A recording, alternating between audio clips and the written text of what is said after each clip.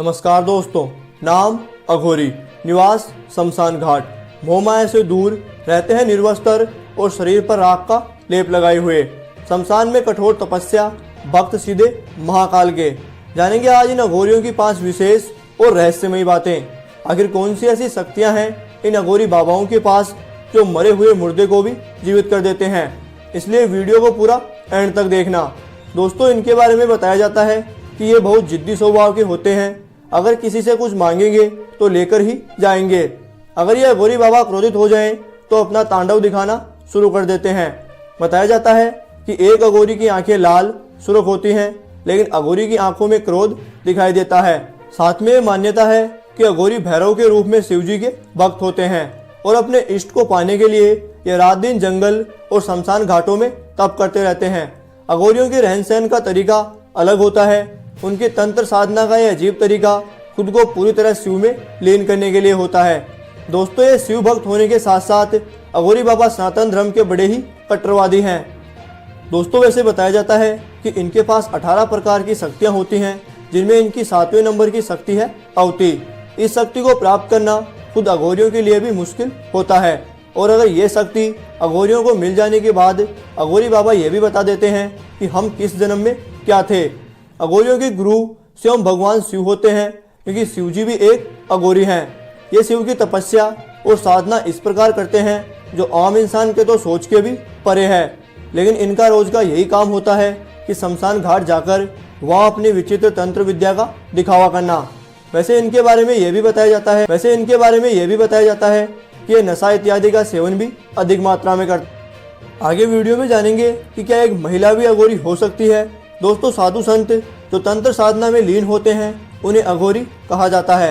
ये अक्सर तंत्र क्रियाओं को अंजाम देने के लिए शमशान के सन्नाटे में दिखाई दे जाते हैं। अघोरी बनने की सबसे पहली शर्त है मन से घृणा को खत्म करना। जिन चीजों से मनुष्य जाति घृणा करती है उन्हें अघोरी अपनाते हैं। अघोरी नाम सुनते ही सभी के मन में एक ऐसी तस्वीर उभर कर आती है जिसकी लंबी लंबी जटाएं हो, जिसका शरीर राख में लिपटा हो और जिन्होंने मुंड मालाएं गले में धारण की हो, माथे पर चंदन का लेप और उसके ऊपर उभरा हुआ तिलक। यह डरावना स्वरूप हर किसी के मन में भय पैदा कर सकता है, परंतु इनके नाम का अर्थ विपरीत होता है। अघोरी नाम का अर्थ होता है एक ऐसा व्यक्ति जो सरल है, डरावना नहीं, जो किसी से भेदभाव नहीं करता। यह अक्सर आपको शमशान के सन्नाटे में जाकर तंत्र क्रिया करते हुए देखे जा सकते हैं। दोस्तों, मान्यताओं के अनुसार भगवान शिव को अघोर पंथ का प्रणेता माना जाता है। कहा जाता है भगवान शिव ने ही अघोर पंथ की उत्पत्ति की थी। वही भगवान शिव के अवतार भगवान दत्तात्रेय को अघोर शास्त्र का गुरु माना जाता है। भगवान विष्णु, भगवान ब्रह्मा और भगवान शिव, इन तीनों के अंश और स्थूल रूप से दत्तात्रेय ने अवतार लिया था। अघोर संप्रदाय में बाबा कीनाराम की पूजा की जाती है। इस संप्रदाय के अघोरी भगवान शिव के अनुयायी माने जाते हैं। मान्यता के अनुसार शमशान घाट में अघोरी 3 तरह से साधना करते पाए जाते हैं। पहली शमशान साधना, दूसरी शिव साधना और तीसरी शव साधना। इस तरह की साधनाएं कामाख्या पीठ के शमशान, तारापीठ के शमशान, त्रयंबकेश्वर और उज्जैन के चक्र तीर्थ के शमशान में की जाती है। मान्यताओं के अनुसार अघोरी जब शव के ऊपर पैर रखकर साधना करता है तो वह शिव और शव साधना कही जाती है। इस साधना का मूल शिव की छाती पर माता पार्वती का पैर रखा हुआ माना जाता है। इस साधना में प्रसाद के रूप में मुर्दे को मांस और मदिरा चढ़ाई जाती है। इसके अलावा तीसरी साधना शमशान साधना मानी जाती है। इस साधना में परिवार के लोगों को भी शामिल किया जा सकता है। इस साधना के दौरान मुर्दे के स्थान पर शव पेट की पूजा की जाती है। इस जगह पर प्रसाद के रूप में मांस मदिरा के स्थान पर मावा अर्पित किया जाता है। मान्यताओं के अनुसार अघोरियों का स्वभाव बड़ा ही रूखा होता है। ऊपर से भले ही यह आपको रूखे नजर आते हैं, परंतु इनके मन में जन कल्याण की भावना निहित होती है। कहा जाता है यदि अघोरी किसी व्यक्ति पर प्रसन्न हो जाते हैं तो अपनी सिद्धि का शुभ फल देने में कभी पीछे नहीं हटते और अपनी तांत्रिक क्रियाओं का रहस्य भी उस व्यक्ति के सामने उजागर कर देते हैं। यह जिन पर प्रसन्न हो जाते हैं उन्हें तंत्र क्रिया सिखाने के लिए भी तैयार हो जाते हैं, परंतु इनका गुस्सा अत्यंत खराब होता है। अघोरी मूर्ति पूजा नहीं करते, बल्कि अधिक एकाग्रता का अभ्यास करने के लिए ध्यान और शराब पर निर्भर रहते हैं। आमतौर पर वो भारत के शमशान स्थलों के बीच रहते हैं, जहाँ भगवान शिव और देवी काली माँ का निवास माना जाता है। अघोरी नरमुंड यानी मानव खोपड़ियों को भोजन के पात्र के रूप में इस्तेमाल करते हैं। पहले के समय में अघोरियों को कपालिक या खोपड़ीधारी के रूप में जाना जाता था। यह नाम उन्हें इसलिए दिया गया क्योंकि वे धार्मिक समारोह के दौरान खोपड़ियां साथ लेकर घूमते थे। ऐसा माना जाता था कि खोपड़ी भगवान शिव का प्रतिनिधित्व करती थी। यह उनके बीच माना जाता है कि इसे ले जाने से सौभाग्य आएगा। ऐसा कहा जाता है कि इन तपस्वियों के पास शक्तिशाली जादुई क्षमताएं भी थी जो उन्हें प्रकृति को नियंत्रण करने और यहाँ तक कि भविष्य की भविष्यवाणी करने की भी अनुमति देती थी। अघोरी अपने साथ खोपड़ी क्यों रखते हैं, इसकी भी एक कहानी है। एक मिथक के अनुसार शिव ने एक बार ब्रह्मा के 5वें सिर को काट दिया। उस सिर को लेकर उन्हें समाज के बाहरी इलाकों में घूमने के लिए मजबूर किया। इसके लिए शिव का अनुकरण करने की चाह में अघोरी अपने साथ मानव खोपड़ी रखते हैं। यह भी माना जाता है, यह भी सुझाव दिया गया है कि अघोरी इस विश्वास के कारण मानव खोपड़ी रखते हैं कि मृत्यु के बाद मृतक की जीवन शक्ति खोपड़ी के शीर्ष में चिपकी रहती है।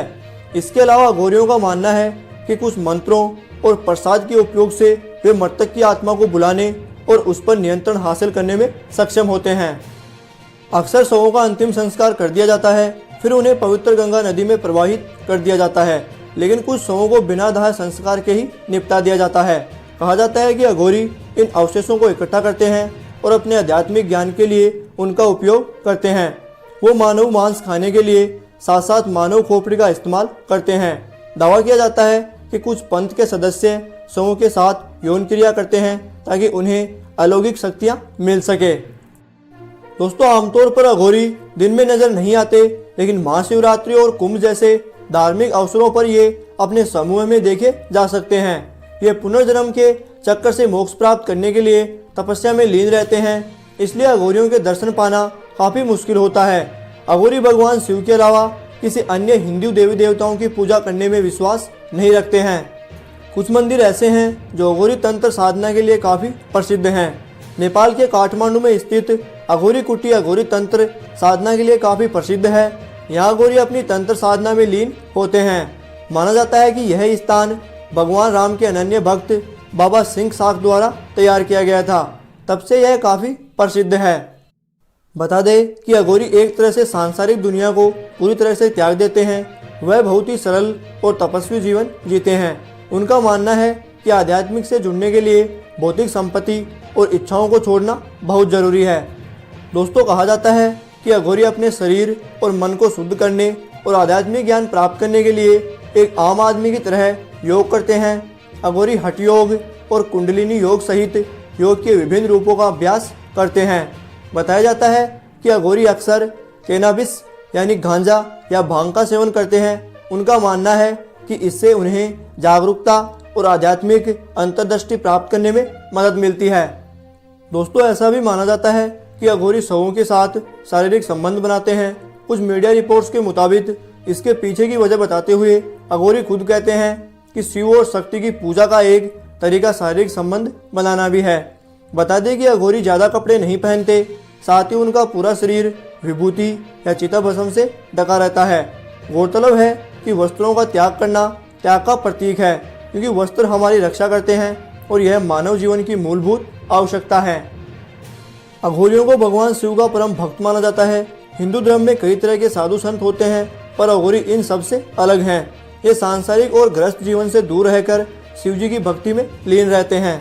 अघोरी माता काली और भगवान शिव के भैरव अवतार को अपना गुरु मानते हैं। जिस तरह से भगवान शिव और माता काली अपने शरीर पर मुंडों की माला यानी कपाल धारण करते हैं, उसी तरह से अघोरी भी मुर्दों का कपाल पहनते हैं।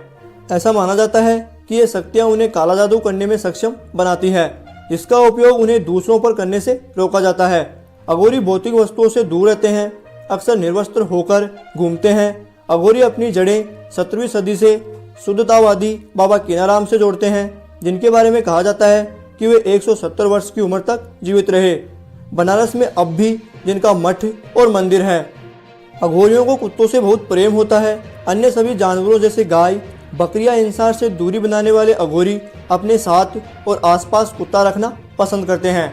वैसे जानकारी कैसी लगी आपको? अगर अच्छी लगे तो वीडियो पर कीजिए एक लाइक और चैनल को कीजिए subscribe. Bureau report, viral news.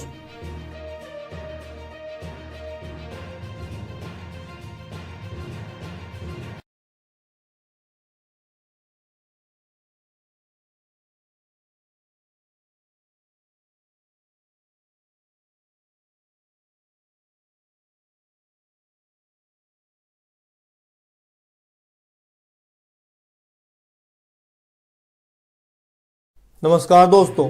अघोरी जितना नाम बोलने में सरल है उससे कई गुना डरावना और खतरनाक है ये नाम के साथ जुड़े हैं कई डरावने और अचंभित कर देने वाले रहस्य जिनसे आज हम पर्दा उठाएंगे।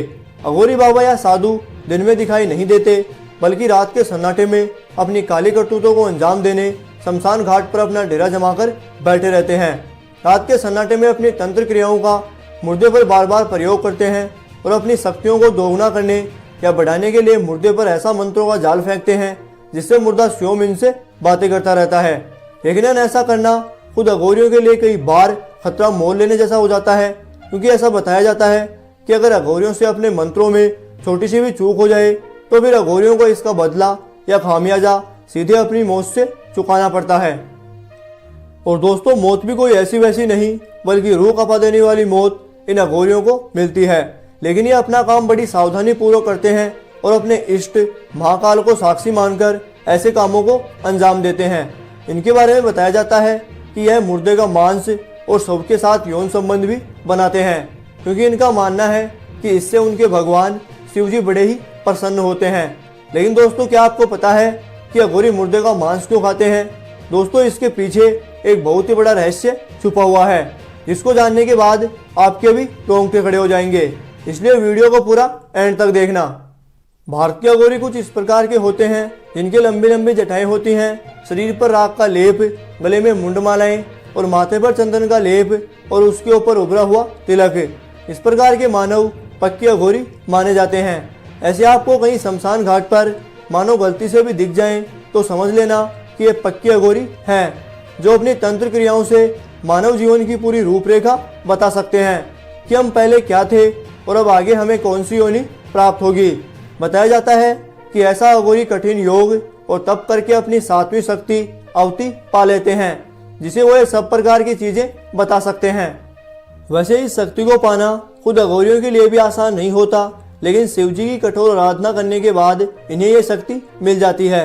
वैसे आपको जानकर बड़ी हैरानी होगी कि अघोरी अपने साथ मुर्दे की कंकाल खोपड़ी क्यों रखते हैं। इसका सीधा सा कारण है कि अघोरी शिव के अनुयायी होने के कारण अघोरी नरमुंड रखते हैं। और दोस्तों, अघोरी इसका प्रयोग अपने भोजन पात्र के रूप में करते हैं। इसके पीछे ये मान्यता है कि एक बार ब्रह्मा जी का सिर काट दिया था और उनके सिर को लेकर पूरे ब्रह्मांड के चक्कर लगाए थे।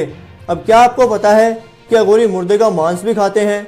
दोस्तों, इसके पीछे का राज जानकर आपके भी होश उड़ जाएंगे।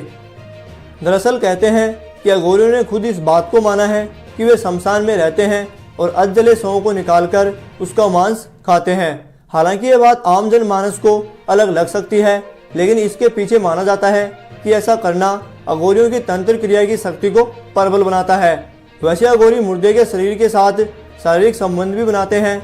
अब क्यों बनाते हैं ये तो आपको वीडियो में आगे बताएंगे। इससे पहले चैनल पर जो भी नए हैं वो करें सब्सक्राइब, वीडियो पर एक लाइक और प्यारा सा कमेंट। दोस्तों, शव के साथ अघोरी बाबाओं के शारीरिक संबंध बनाने की प्रचलित धारणा है और खुद अघोरी भी इस बात को मानते हैं। इसे वह शिव और शक्ति की उपासना का तरीका मानते हैं। उनका मानना है कि यदि शव के साथ शारीरिक क्रिया के दौरान यदि मन फिर भी ईश्वर की अटूट भक्ति में लगा रहे तो यह साधना का सबसे ऊंचा व मजबूत स्तर होता है। दोस्तों, एक रिपोर्ट के अनुसार अघोरी ब्रह्मचर्य का पालन भी नहीं करते। अन्य साधु संत जहाँ ब्रह्मचर्य का पालन करते हैं वहीं अघोरी ब्रह्मचर्य का पालन नहीं करते हैं। केवल शव ही नहीं बल्कि जीवितों के साथ भी अघोरी संबंध बनाते हैं। ये शरीर पर राख लपेटकर और ढोल नगाड़ों के बीच शारीरिक संबंध बनाते हैं। इतना ही नहीं, जब महिला का मासिक चल रहा होता है तब ये खास तौर से शारीरिक संबंध बनाते हैं। ये क्रिया भी साधना का ही अंग मानी जाती है। माना जाता है इससे अघोरियों की शक्ति बढ़ती है। दोस्तों, अब आपको बताते हैं अघोरियों की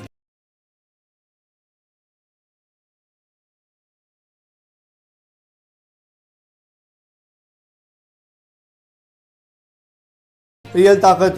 अघोरी पंथ की 8वीं शक्ति है श्रवण शक्ति। इसे प्राप्त करते ही अघोरी सबसे सूक्ष्म और गुप्त श्रोता बन जाता है। इस शक्ति के माध्यम से वह देवलोक तक में संपर्क साध सकते हैं। जिन साधक को श्रवण शक्ति मिल जाती है, यदि उनका शिष्य कहीं दूर से भी उन्हें पुकारता है तो उसकी पुकार इन तक साफ साफ पहुंच जाती है, जिसके बाद वह अपनी शक्ति के अनुसार अपने उस शिष्य की मदद भी कर सकता है। इस क्रम में 12वीं शक्ति है इच्छिक अवति शक्ति। इस शक्ति को सिद्ध करने के बाद अघोरी वरदान देने योग्य हो जाता है। सरल शब्दों में समझें तो वह किसी भी व्यक्ति की मनोकामना पूर्ति का वरदान दे सकता है। दोस्तों, अगर आप भी इस प्रकार की जानकारियों में दिलचस्पी रखते हैं तो वीडियो पर कीजिए एक लाइक और हमारे चैनल को subscribe. Bureau report, viral news.